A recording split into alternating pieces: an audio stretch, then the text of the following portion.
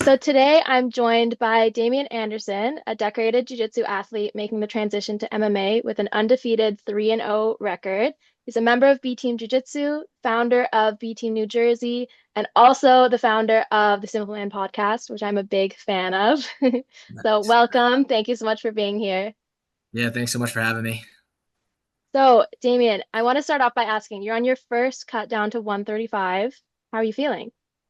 Honestly, I feel great. The cut to 45 uh is pretty easy, so I actually just did it myself.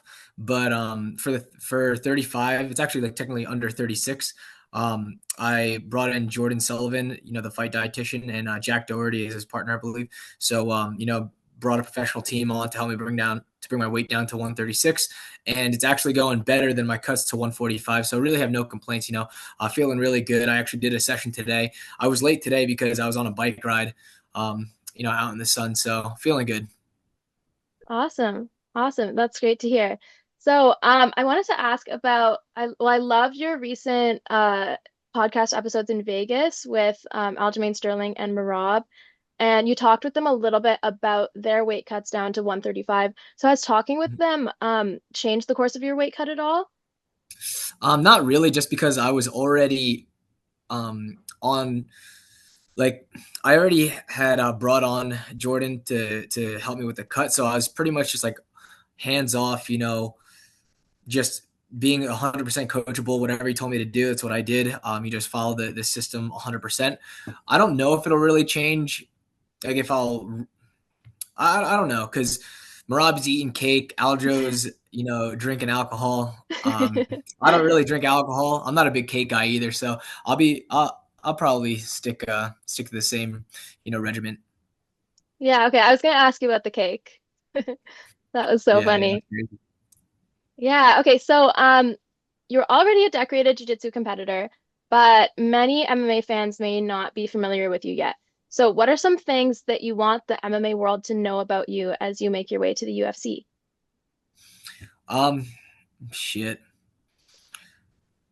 I'm more of a wrestle jitsu guy. So, I mean, I started off as a butt scooter, leg locker type of guy, and then, transitioned to more of a wrestler style. That helped me out with combat jiu-jitsu. I was the first person, actually the one and only person to get a full KO in combat jiu-jitsu. So, combat jiu-jitsu is jiu-jitsu with open hand strikes on the ground.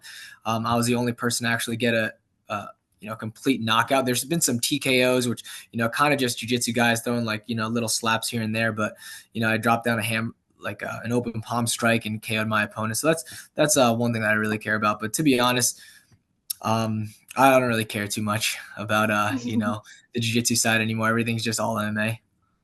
Yeah, okay. Okay, interesting. So I do want to take it back to the beginning when you first started training jiu-jitsu. How old were you when you started training and what made you decide to start? So I started pretty late. I started actually in college. I was 19 years old, or maybe just before my 19th birthday. One of my friends in college, we were drunk, just play fighting, basically, just like, being drunk college kids. And then he was a part of the jujitsu club at Rutgers University, where I was going to college. And he was like, yeah, you should come to the club. So I went to the club, and that's where I found jujitsu. Gary Tone was actually the head instructor there. So that was my introduction into jujitsu, into, the whole team and, environment. Okay, cool. And so what made you decide to like fully commit to jiu-jitsu after joining in college? Yeah, well, in college, I thought that I wasn't really afraid of hard work. I was always willing to work really hard towards something, but I thought that I really wanted money, right? I thought so. I was like, thought I wanted to study like econ, finance, something business related. And then I realized that martial arts is something that I really love. Jiu-jitsu is something that I really love. So then I decided to start pursuing that fully. You know, I did it about, I think I did it for 2 years while I was in college, and then I took a year off to see how good I can get in that year. Really just giving it my all, because I was working a part-time job, going to college while also training. It was a bit much, and I felt like I couldn't really see my full potential. So I decided to take a year off and just really, really go all in into my, into the craft. And I always had this idea that I wanted to be an MMA fighter, but I felt like at the time, I thought MMA fighters, they were just kind of dumb guys that, got locked into a cage, and just brawled it out. And it didn't really interest me. Like I thought it was always cool, but I didn't see the game plan or the strategy behind it. Whereas jiu-jitsu, there was a big strategy. And then I realized as I was training more and more that, there's an intelligent way to fight. There are things you can do in MMA that greatly, mitigate the amount of damage that you'll take. And that was through, grappling. It's like all the best grapplers or the most dominant grapplers in MMA, they come out of fighting and they don't slur their words. For the most part, all the strikers, once they're out, they're slurring their words, they sound punch drunk. So I really wanted to make sure that I got world-class grappling before I even thought about trying to pursue professional MMA. Yeah, yeah, I think that's so true. I study neuroscience in university right now, and it's like I'm a big MMA fan, but it's a little bit scary to like see my favorites kind of like get a bit older and have a hard time like just with sentences, you Yeah, yeah. know? I don't have many brain cells to begin with, so it's like, I'm trying to keep all of them. Yeah, yeah, exactly. Have you accomplished all that you want with jiu-jitsu? Like, do you see yourself doing some more jiu-jitsu matches in the future or another ADCC run, or are you just fully locked in with MMA right now? Right now, I'm fully locked into to MMA. I feel I can always go back into jujitsu after my competitive MMA career, but MMA for me right now is the only goal that's on my mind. I'll take little matches here and there if it fits in with my MMA schedule. I'm not going to take off of a fight to go grapple, but yeah, I'm fully full on MMA right now. Yeah, okay. So how long have you been training striking? So I did some MMA training under John and Gary, just under John Danher pretty much. But I didn't take formal striking until about 2 years ago under my current coach, Elton Wells, out of Ambush Muay Thai. So once the team split and I ended up leaving New Wave, I took a year off from MMA altogether, and that's when I really developed my wrestling. So everything worked out, looking backwards. But I had to get ready for ADCC's trial, so I was really, really emphasizing my wrestling there. The Penn State guys came to B team as well. Isaac Michelle was one of the good wrestlers when he was there. So just really trying to absorb all the wrestling that I could, and then once ADCC trials happened that year, I then decided to kind of branch out and see where the best coach for my striking would be, because there's a few Muay Thai slash kickboxing gyms that are in South Austin, but I ended up coming across Elton Wells up in North Austin at Ambush, and our ideologies, our way of thinking, just kind of aligned. So immediately, pretty much right from the get go, I knew that he was going to be my head coach for my striking. So it's him as my head coach. I have my guys at B team, and then pretty much my striking team is just a core of three guys. It's me, Jackson Glass, and then Diego Cortez. Um, Jackson, they're all undefeated in Muay Thai. Diego's 15-0. I think Jackson's also 15-0 in Muay Thai, and then 1-0 in MMA. But so it's just us, a small crew, but working every day. Yeah, no, that sounds awesome. What's your like, how do you split your training with just jiu-jitsu and MMA? So I pretty much do one session of each every day, Monday through Friday, and then Saturday, Sundays is one day, like one session. So Saturdays is just grappling, Sunday is just striking, but pretty much always doing jujitsu and striking, every day. Right. Okay. So no days off, no rest days. Very rarely, if my body's banged up, maybe I'll take a day off.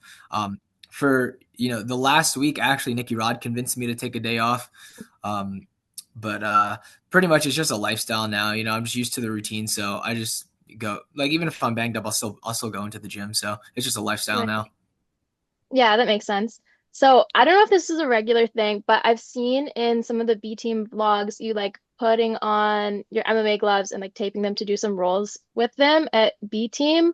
How does that work? Like, how do you incorporate like MMA style rolls at the jiu-jitsu gym? Yeah, so for the most part, It depends what the goal is for that role. If I'm working on different skills, then it doesn't really matter. It's going to be pertaining to that skill. But if I'm focusing on a fight, then it's really going to be about maintaining top position, maintaining, trying to get back up from my feet.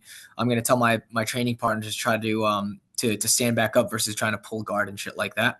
I'm going to tell them to Right. grab my gloves. I'm going to tell them to defend the strikes a little bit. But for the most part, it's just me grappling as normal, and then I just focus on the different problems that arise. It's like I got to a level in my grappling that it's fairly easy for me to integrate the different problems that I have to I have to solve just because I have these gloves on now. But for the most part, I don't have the gloves on and until about a fight camp, and then I'll start putting the gloves back on. Yeah, okay. That makes sense. That sounds very useful. So I want to talk a little bit about how have you always been an MMA fan?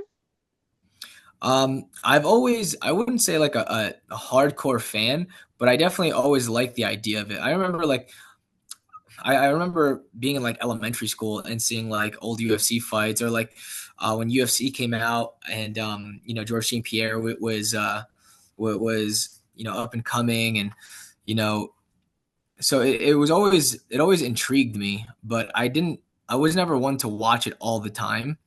My parents weren't really into it, but every time I saw it, I always thought it was super cool. It's pretty interesting actually, because in middle school they asked us what we wanted to be when we were older, and I said that I wanted to be like a UFC fighter and a professional grappler, which at the time I didn't even do martial arts.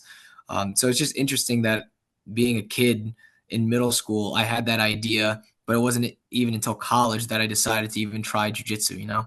So it's just funny that that popped up. Yeah. I talked about it on the podcast a little bit. I think I'm gonna uh, I'm gonna post the picture of that book in a bit.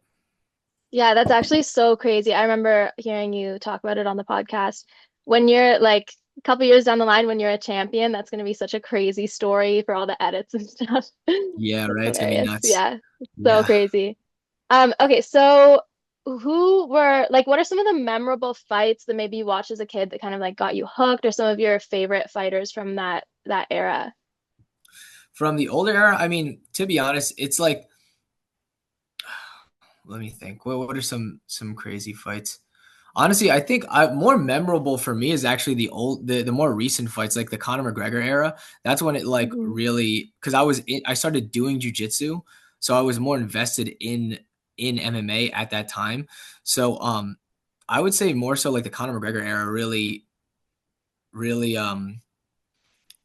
kind of like motivated me or inspired me. Like, wow, this guy, he talked a lot of shit, but he backed it up. I wouldn't even say that he's like the greatest fighter, like skill wise, but such a great marketer, such a great entertainer. He brought MMA to the next level, and it was right in the beginnings of my jujitsu journey. So I'd say like the rise of Conor McGregor is really a big thing that inspires me. Yeah, definitely. I can kind of see that even a little bit with like how Connor was able to market himself, and he was one of the first people to like make so much money and make such a name for himself, kind of like a little bit distinctly from his fighting. And I feel a little bit that you and your homies at B Team are kind of doing a similar thing with jiu-jitsu, which I think is so cool. For sure, for sure. Yeah. So who are some of your favorite fighters now that are fighting now?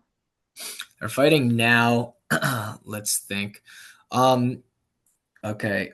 Are we going for are we going for like skill? Are we going for entertainment, or like what are the parameters?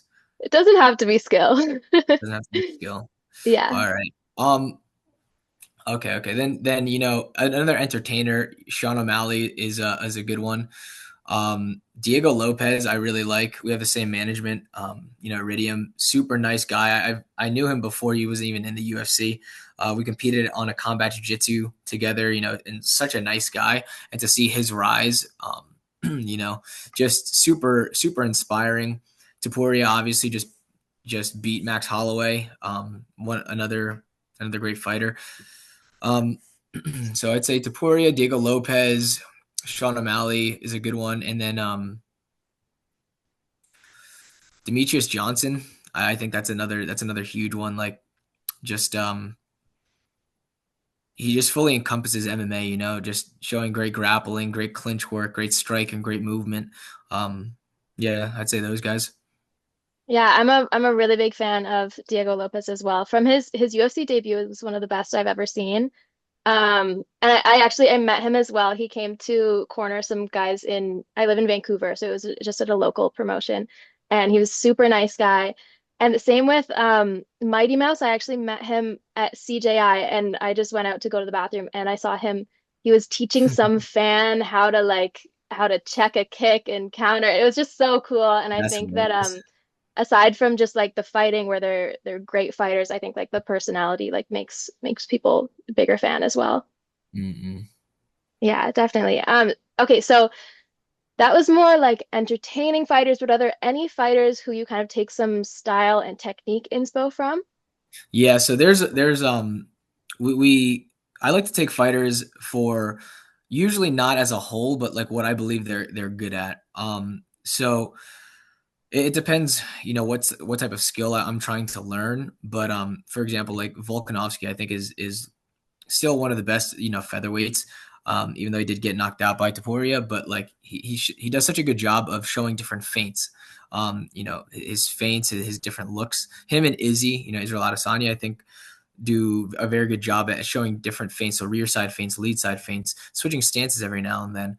Um, I I look at like someone like Taporia, who is very very boxing heavy, but pretty disciplined guard. So if you're going against a power puncher, it's like you're going to want to make sure that your guard is fairly disciplined. You don't really want to have a wild guard and get caught by power punchers. You have guys like Sean O'Malley who are great at maintaining distance. Using straights or teeps to keep people at a distance where they can keep them at range. Then you have guys like uh, even like Joaquin Buckley, who's great at closing distance almost. So I think every fighter, especially when you're talking like top 10 in the weight class, they all do things very uh, one or two skills very well, and then the other ones they can kind of lack in. So I don't really like to say like, oh, this fighter is great at everything, but I like to highlight what I believe this fighter is good at, and then I want to watch them and how can I learn from those guys. Yeah, yeah, that makes sense. Forgot to mention Islam. Islam's like a Oh, huge true. fan that I watch Islam like all the time. I honestly forgot about it, but yeah, just because he's a heavy grappler with, in my opinion, very underrated striking. And Yeah. then he's a southpaw as well, so learn a lot from him Yeah. watching his. Yeah, no, he's great. He's beating all my favorites, but he's great. Yeah. So are there any UFC bantamweights that you've been watching that you're just kind of itching to fight for when you get there? That I'm itching to fight. No, I don't really care. I don't think about like, who I really want to fight. It's gonna be, I I fight the next guy that I fight. Then depending on where I'm at, if I go into the UFC, they'll tell me who I want to fight. It's like I don't really care to call out people that I think I I hope to fight. Um, if anything, I hope it's like a legend that is on his way out, and I get a crazy KO. Ride on Yeah. the backs of their brands. But yeah, I'm not really looking for. I'm not thinking about who I want to fight when I'm in there. The focus is just get in there. Whoever the UFC wants me to fight, I fight, and then go on to the next. Yeah, okay, that makes sense. Would you rather, like if you could choose between doing a contender series fight to get into the UFC or doing a short notice fight, which would you prefer? The thing is, I don't know. I don't know. This is like a conversation that I'm having, with my management. I don't know what the best is. I think it sounds like after this fight, I'll maybe have like one more fight early next year, and then I'll be on like a short notice fight list for the UFC. I don't know if that's good or if it's better for me to wait for Dana White Contender Series. Um, I don't know. My focus is I'm fighting in 3 days, so gonna go try to knock this guy out, and then I'll have one more fight. So focus on that fight. So one problem at a time. Right, right. Okay, the other thing I wanted to ask about your fight on Sunday is I want you to predict how your fight is going to go. What's the prediction? Yeah, I think I will knock him out. I think this is gonna be my first actual KO.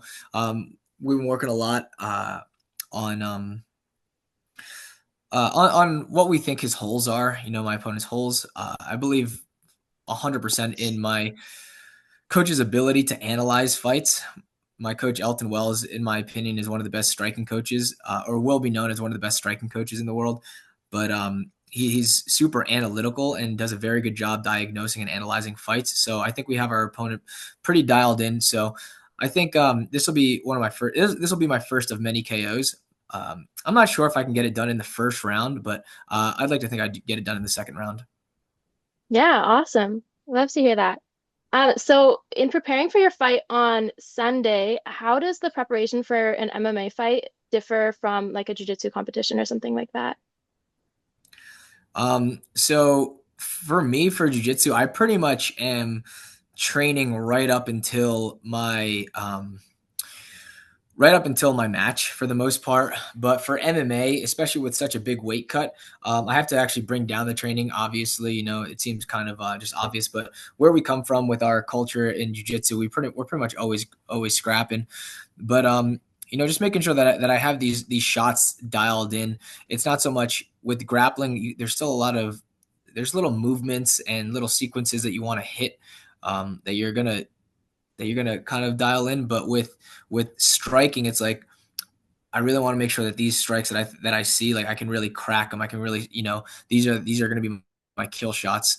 And you know, just being a grappler that's transitioning to strikes, it's not like I have a whole arsenal of shots that can KO somebody right now. But so we have a few, you know, under my belt that we're just making sure that we hone that in. That's so interesting. I never thought about it specifically like that, kind of breaking it down into different strikes, but yeah, that makes sense. It's really interesting.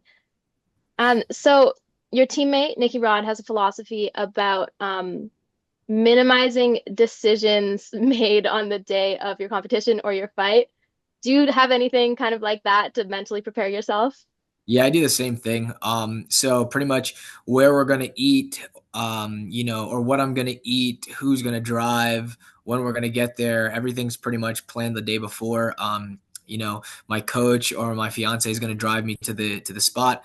I pretty much just I put on headphones, I listen to music or whatever, sometimes even just silence, and then I'm just like basically a dog. You know, they're going to tell me to come here, I go there. They're going to tell me to go here, I go there. I'm not going to be thinking about like, oh, who's looking for me for to do what. You know, there's none of that. It's pretty much just my brain is off. They drag me to wherever I have to drag. I sit there until I fight. I go fight, and then all the best decisions will be made then.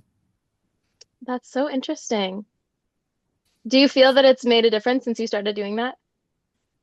I feel like it makes sense. Who knows? I've Yeah. been winning, so I like that. Yeah, I should try that for a jiu-jitsu comp. Yeah, I think like See how it goes.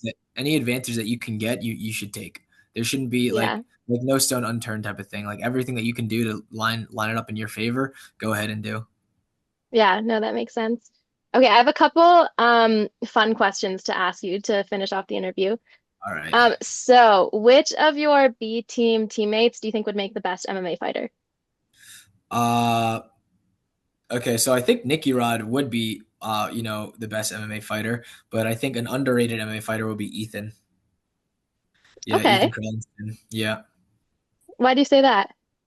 Um, he seems his personality, if you know him, is very like happy go lucky. But we competed in combat jiu-jitsu together, and when he was hitting the guys, he was letting out some demons. I was like, oh bro, you do fucking well in MMA. You'd love that shit. Ah, that's so funny. Yeah, I wasn't expecting that one. I was expecting Nicky Rod, but not Ethan. That's so Yeah. funny. Do you think you could convince him to make the transition?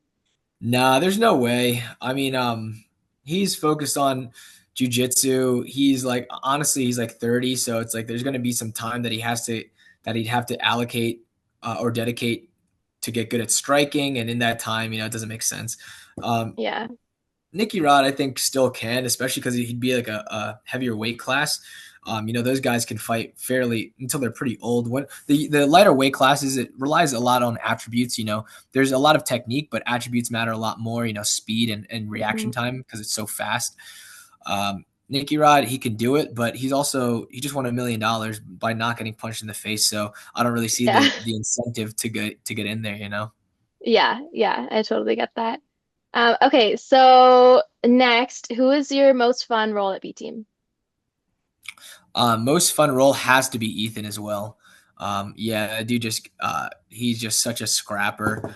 We have some crazy for this camp, especially because my opponent's a jiu-jitsu guy. I pretty much just did, you know, 2 to 3 rounds with Ethan like pretty much every day leading up to this fight, and then different situational positional drills or positional rounds. But a lot of scraps with Ethan.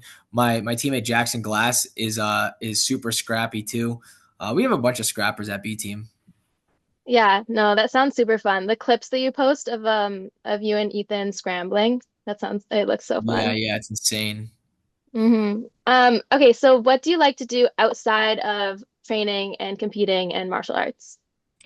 Um, to be honest, I don't really do much else. I just like to have fun. It's like, what do I think is fun? So I mean, honestly, we have the podcast. The podcast doesn't really seem like work. It's really just me, Ethan, Nicky Rod. We already gonna bullshit anyway, so we just kind of film it. We were gonna play spike ball anyway, so then we just filmed that. I like to go shooting.